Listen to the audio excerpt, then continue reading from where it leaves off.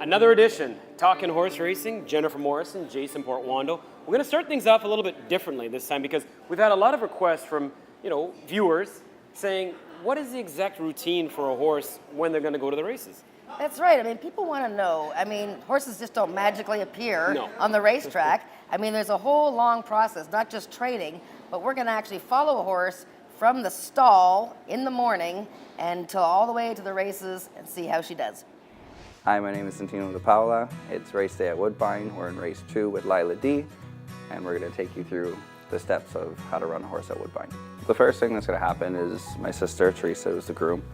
She'll go in there, she'll take off her blanket, she'll clean her up, pick her feet, tie her onto the wall, make sure she's nice and tidy and ready, and then I like to put the tongue tie on before the bit goes. It's so that their tongue doesn't go over the bit, so that they don't stop breathing or flip their palate. Some people do it in the paddock. I like to do it over here where they're not high-strung and it's not going to be impossible to get on.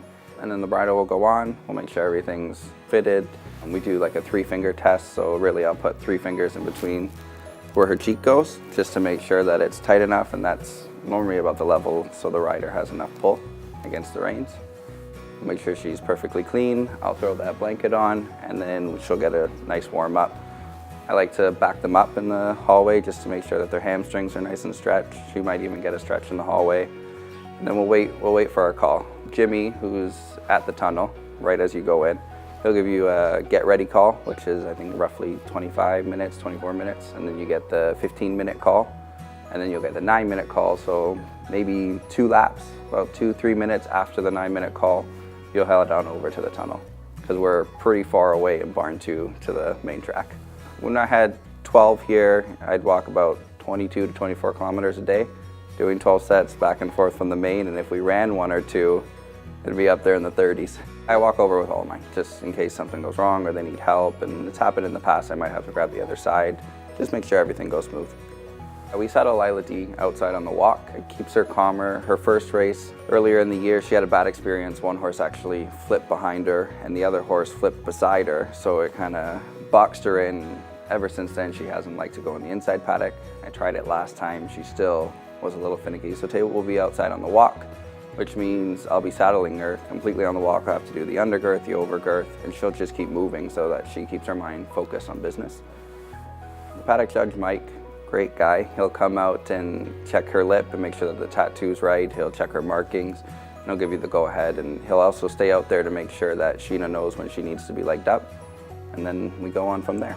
Our jockey today on Lila is Sheena Ryan. Great jockey, very nice person, hard rider. She came by this morning, we talked about the race. Lila last time was closer to the pace and she kind of shied away from horses. So today the game plan is kind of just let her break, get her feet under her. She's got the outside post. And I think she'll be making a run with Sheena. I tend to be a little bit superstitious. Like if I have one run in a bad race, I won't ever stand in that spot again. Normally standing on the rail, we've run decent. I know it sounds crazy, but you kind of think of these things and you find your spot and you get comfortable where you're supposed to be when they run well. Dennis DeWallen will win after having got so far ahead, scores by 2 3/4 to 3 lengths. That's a cool process. Truly a family affair. Only bad thing is she didn't fare that well in the race. Yeah, you know what? I mean, she just got a little bit out of touch there. She's still learning the game, but you know what? With breeding like that, being a cousin of American Pharoah, come on. I mean, that filly's going to win one of these days, and I really appreciate the DePaulo family letting us invade their little area there and follow their horse to the races. We'll keep an eye on Lila D perhaps in the future. Speaking of wagering, we've talked about various ways to try and find a winner here at the racetrack. But, sometimes it's just nice to get a fresh view. That's right. Well, you know what? It's back to basics, I mean, how many of us have been betting the races for years and years? We bring our family, and the first bet they make, Happens they all the win. time. Yep. So we met a young lady who's only been betting the races for maybe a year or 2. Okay. And she's got some pretty interesting insights. Let's make a bet. Brought to you by HPI Bet. One of the great benefits of becoming an HPI Bet member is you get 1 month of free streaming of racing from around the world for just signing up. That's a $100 value. Plus, for a limited time, you can get $100 when you sign up and bet $100 in your first 30 days. I am looking at the entries for race 3, 6 furlongs for 40,000. First thing I do is record the opening odds compared to the morning line. That's my first thing. It's a tell. It's a tell. It's telling you where the money's going, in the beginning at least. It's very exciting, and I bet very little. I really do. I take advantage of your 20-cent tickets. You know, I play my $2 exactors, I box them. The most I ever bet to win is $5. I don't go crazy, but I'm here every weekend, and I have a hell of a good time. Jesse Campbell is not in this race. He's in the next race. No, he's in the 5th. I bet him when he's at odds. If he's a favorite, I don't bet him. I haven't been in this game for very long, and when I first came here, I forget what number it was, but I bet his name for whatever reason on a long shot, and he won. And then just kept watching it, and it was continuously long shots. And I guess I read the stories now. It was because he had just come here, he was getting his way, you know, getting the trust, I guess. That's it, we're all in. I recruit people from work all the time. I really do. I tell them how exciting it is, it's fun, the food's good, the view is incredible. It's just a lot of fun. It's a great way to spend a Saturday or Sunday afternoon. You can't handicap if you don't know what you're doing, right? You pick a naming number, you teach them, okay, odds. Where were they last time? How did they run? What the distance is, what the class is. That's really what you have to logically look at, but you know, anything can happen. Wow. Jen's Jam, brought to you by 2001 Audio Video, home entertainment experts since 1971. For this show, I'm going to show you a horse who had some bad luck at a crucial part of a race last time, but a crucial part of a very long race, okay? So I'm just going to show you the beginning part. This is a 1 5/8 race, and the horse that we're looking at is the horse by the name of Bangkok. And this race is actually the prep for the Valedictory Stakes, which will be coming up the very last day of the racing season at Woodbine. So here early in the race, we're gonna see Bangkok, and he's number 6 with the dark green and cream colored silks there. Beautiful position, got lots of horse. Jockey Emma Wilson is just biding her time. She knows it's a long race, and Bangkok loves long races. Now we're gonna pick the race up again as we go into the far turn, the final turn of this long race, where the running is really beginning now. Bangkok, who's been sitting in a great position, is now going to be moving into the crowd of horses. Everybody's making their move here. But when the horses bunch up, Bangkok gets squeezed out to the point where he almost stumbles and falls down. As you can see, Emma Jane Wilson here standing up on him, trying to make sure that he doesn't fall. A line of 4 horses is in front of him, and he has a horse on either side of him. It gets so crowded, his head goes up, and he loses all momentum. Now, with a horse like Bangkok, a long-distance horse, he doesn't have that quickness to recover and get back into the chance of winning this race. So the fact that he settled for 5th place, he still finished well, is reason enough to consider Bangkok a winner next time out in the Valedictory Stakes. At the Barn, brought to you by Ontario Racing and OLG. I'm Jordan Freeman, and I'm classified as a hot walker, but I do a bit of it all here at Woodbine. A little bit of grooming, a little bit of walking, a little bit of betting. I work for Willie Armada. When I started out here, I worked for Darwin Banak, worked for him for a little while, and then I got a job offer from Willie, and it's been going real well ever since. True love of horses probably started how most people who get into horses, well, at least most men. It started with a girl, and all this girl did was horseback ride. So then I found out what stable she rides at. It was literally 15 minutes from my house, so I started going there and watching it. And I thought, well, this looks easy. And so fast forward the next year, I started taking a lesson or two. And then when it was grade 10, my parents gave me probably the best birthday gift they could ever give me, and probably the biggest mistake of their lives. They sent me to a riding camp, an overnight riding camp in Uxbridge. It's no longer around, but it was called New Era Farms. And from the moment I got on a horse there, and from the moment I got there, I was hooked. Because there's no feeling like being able to bond with a horse, being able to bond with an animal, and building that partnership. From that point on, I knew that I had to get into riding, and I knew that I wanted to be a jumper. For the last 6 or 7 years, I've been riding as a jumper, and it's been really cool. I mean, Right now I'm just at cross trails, but I'm hoping to get to the big jump soon. I recently graduated from Humber College for radio broadcasting. It's been hard to get a job in radio, so I thought, why not try and get a job with horses, do something that I love. And I had posted in a number of Facebook groups saying that I was looking for a job with horses, and Erica Smilovsky, who works over there, she reached out to me. She said, we have a groom's position. Well, I'm not very experienced at working with horses. I've only ridden them. So I wasn't really able to do that job, but they were training me to do hot walking, and I walked a few of their racehorses, largely just the pony, but they also had me doing some of the groom's jobs, you know, picking out the stalls, bedding them, brushing the horses, bathing them. You know, so I kind of got to learn it all, and now I'm really just honing in on my hot walking skills. But, I mean, ideally I would like to learn a bit of everything, because, I mean, of value is the person who can do it all. I've been coming to the track for years with my family. I had one of the coolest moments, I would say, of my life here. In 2010, I was here for the Queen's Plate, and I actually got to give the Queen flowers. My mother wouldn't let my brother come with me because she, I guess, didn't trust me, or she was quoted as saying he's either going to meet the Queen or get arrested trying. I figured the latter was going to be true, but it turns out that it wasn't. So I said, my brother's going to be so upset that I got to meet you and he didn't, and I'm going to bring him back later. And so sure enough, I brought my brother back, and what happened there was he actually got to stand on the red carpet and give her the flowers and shake her hand, and Prince Philip actually patted him on the back, which was wild. And it was definitely one of the biggest thrills of my life. I'm not sure if I'll always have horse racing, because when I get a job in radio, it's got to be that full time, but I will always have a space for horses in my life. I'm always going to try to keep up with my riding, or at least going and visiting horses. And you know what? When I get time off, absolutely I'll be out here, because I'm confident that there will always be a job for someone like me. Jason Portwano, Jennifer Morrison, as we continue on with this edition of Talkin Horse Racing, second floor here at Woodbine Racetrack. All season long, we've been pushing for more and more people to get involved in this great game of horse racing. We've got a great story for you of a father and a son who got together, and they've got off to a heck of a start in this game. Yeah, I mean, it's a pretty fun story because they're both very young men, and you know what? They've bought a horse, claiming horse, with a trainer, and they're having so much fun, and oh my gosh, this horse is gonna be spoiled, okay? Look out. Be an owner, brought to you by the Jockey Club of Canada.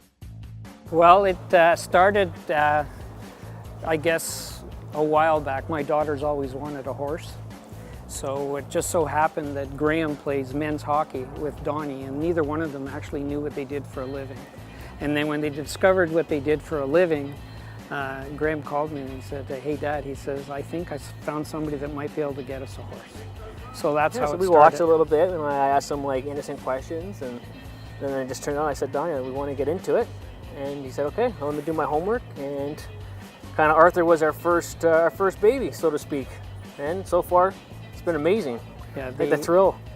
The claiming portion of getting Arthur was really interesting. I wasn't there, but Graham and Alan were part of the pick. There was 5 people trying to claim the same horse. So. Six actually. It was a 6-person shake, and we got him, which is already like lucky to come out on top with a shake for a 6-year-old horse, right? So that everyone in the horse business saw something in this guy, and we were just fortunate enough to come out winning the shake with a little bit of good luck on our side. Wins the gray race for his first our maiden race in the business, and then follows up with a solid third in competition that's pretty fierce. So like can't be more than happy with the dude for sure. Well, I mean, like we're already like the hockey team, and then our businesses are closely correlated there. So we have a lot of time together for sure. This is just another thing that we can come and enjoy the successes that we've had thus far in life and continue going. Well, I think the plan would be to see him one more time, Yeah, but one for sure. again, that'll be seen today how he finished up, and whether Donnie can fit him into something that he likes, then we'll do it. If not, I guess Donnie will send him out for the winter to have a rest, and we'll come back again next year. You can't believe this exists in the middle of the city. You got planes flying over, and then right over there, it's like you're in farm country. It's beautiful, and like the people here are outstanding.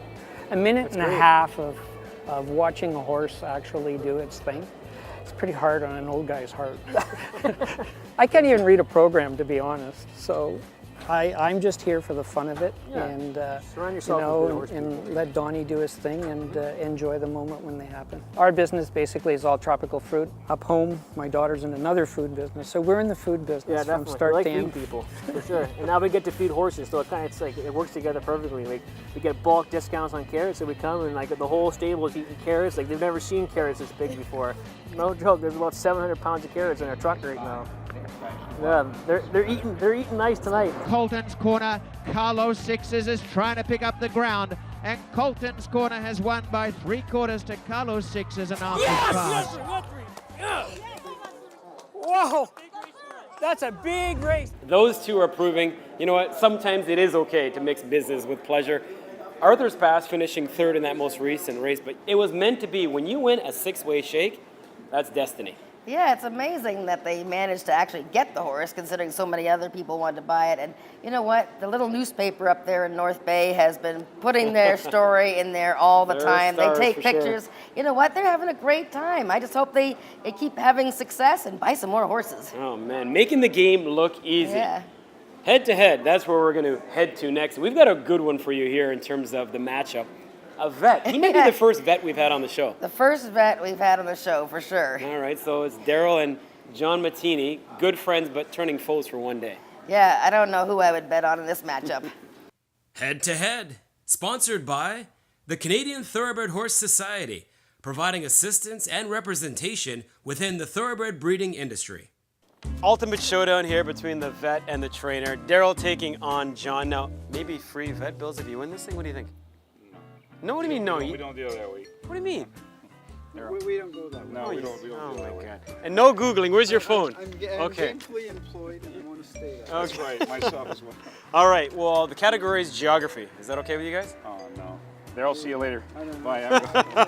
All right, no, let's go. Okay, question number one. What city in Australia has the biggest population? A, Melbourne, B, Brisbane, or C, Sydney? Biggest population. No looking at each other. Melbourne, Brisbane, or Sydney? Answers are Sydney and Sydney. You're both right. 1 for 1. There you go. Up to a good start. Bravo. Question number two. What's the largest ocean on Earth? Is it A, the Atlantic, B, the Pacific, or C, the Indian? Biggest ocean on Earth. You got some answers from the crowd there. Atlantic, Pacific, or Indian? Let's go here. You're going to go Indian, you're going Pacific. It's Pacific. Oh. Good job, Daryl. All right, 2-1 for Daryl. Here we go. Final question. The Grand Canyon is located in what state? Is it A, Nevada, B, Arizona, or C, Portland? Grand Canyon, Grand Canyon. Las Vegas, Nevada. Wait. Hang on. I know this one. Let's go, Grand Canyon. Yeah, Nevada, sorry. Arizona, or Portland? Yeah, what's Nevada again? Sorry. Nevada is A, Arizona is B, and Portland is C.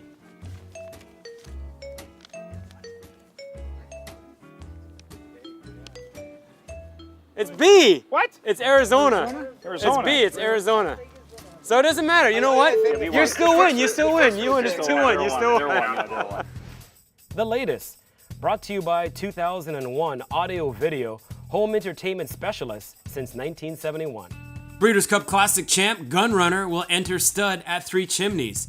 He'll do so after an appearance at Gulfstream Park for the $16 million Pegasus World Cup. The likely horse of the year will command a first season fee of $70,000. Gunrunner, who's 11 of 18 lifetime, totaling just under $9 million, will prep for the Pegasus at the fairgrounds in New Orleans. Advantage, and Gunrunner is starting to draw clear the final 16, and Gunrunner, a superb performance in the Classic.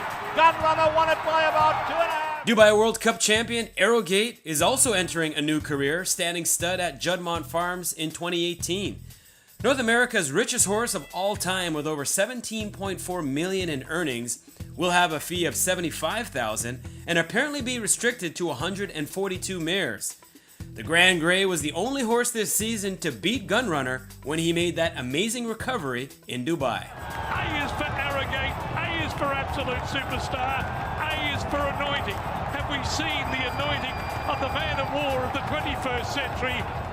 On a record-setting evening, which saw Songbird attract 9.5 million, multiple champion Tepin sold for 8 million at the Fasig-Tipton November breeding stock sale. The 2016 Woodbine Mile winner, trained by Mark Cassie for owner Robert Masterson, who's currently in foal to Topstire Curlin, will join Coolmore in Ireland with an eye on Galileo for 2018. Former Canadian Horse of the Year Catch a Glimpse was also sold, going to Japanese interests for $3 million. Turn them away, and she is going to make this her own personal playground. Tippin going on to win the Rico Woodbine Mile. Tara Texas second. And how about jockey Gary Boulanger? He continued that sensational 2017 with a 4-win performance last Sunday. This year's Avelino Gomez Award recipient swept the first 3 on the day, winning with Magic Spell, Edisto Island, and Time is Everything. The highlight of the day, though, came later on the card when Boo captured his 4th aboard number 4, Gigantic Breeze, in the Grade 2 Autumn Stakes. The Grand Slam victory ended a 5-race run for Melmich and improved the gelding's bankroll to more than $385,000. That's the latest. I don't know today. Gigantic Breeze in front, and Melmich trying desperately, but Gigantic Breeze is going to win. Gigantic Breeze has turned the tables on Melmich in the Autumn Stakes. One show. Hello. Oh, sorry. One show left. But All you know right. what? I don't blame you for getting distracted. I love all the action here on the second floor. Oh, there was a couple of races coming up, and I, got to get the Christmas money. Doesn't take much for you to get off the beaten path, right? Yes, well, All right. it's a great game. Can't believe one show left. I know. Anyways, we're going to head and make a few bets. What do you think? Yeah. Jennifer Morrison, Jason Mortwando, another edition of Talkin Horse Racing. Thank you as always for the company. We'll see you soon. Yeah, let's go. I can't wait. Let's Hey, how's everything okay? All right, Let's and we're go done. to the bathroom. Yes.